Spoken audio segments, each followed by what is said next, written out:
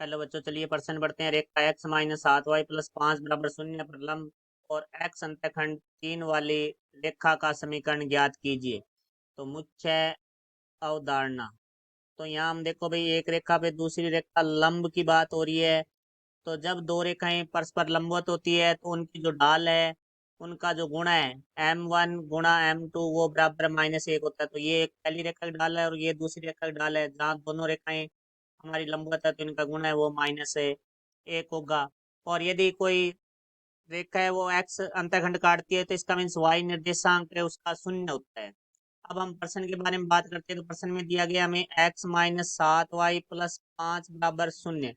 तो हमें इसकी ढाल निकालनी है। सर्वप्रथम तो हमारे ढाल निकालने के लिए हम इसे ढाल अंतःखंड रूप में बदलेंगे, जो कि हमारा होता है y बराबर एम एक्स प्लस सी। इस रूप में हम समीकरण में बदलेंगे तो y वाला पद एक तरफ, तो यहाँ से आ जाएगा x प्लस 5, क्योंकि माइनस का 7 है, बराबर से दूसरी तरफ लाएंगे तो प्लस का 7y।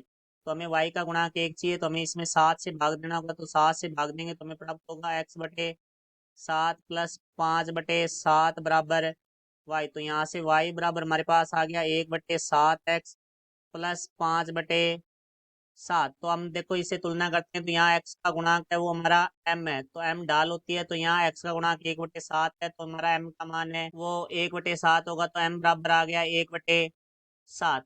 अब देखो हमें दूसरी रेखा जो इसके लंबवत है, तो हम लिखेंगे x माइनस 7y प्लस 5 बराबर शून्य के लंबवत रेखा की ढाल बराबर है हमारी m2।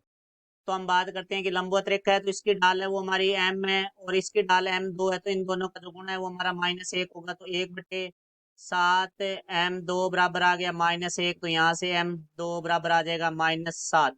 तो यहाँ से हम देखते हैं कि इसके लंबवत रेखा की जो ढाल है वो हमें -7 प्राप्त होगी। तो इसके लंबवत रेखा की हमें समीकरण बतानी है जिसकी ढाल हमारी -7 है और वो x अंतःखंड काटती है। इसका अर्थ हुआ कि इसका y निर्देशांक हमारा शून्य होगी। तो x अंतःखंड है वो हमारा 3 काटती है, तो इसका जो बिंदु है हमारा वो होगा 3,0। वह ढाल हमारी हो गई m बराबर m2 बराबर -7। तो रेखा की समीकरण होती है वो होती है y माइनस y1 बराबर m x माइनस x1।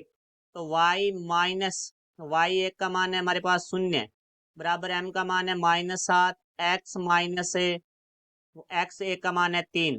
तो यहाँ से हम y माइनस 0 हमारा y हो जाएगा।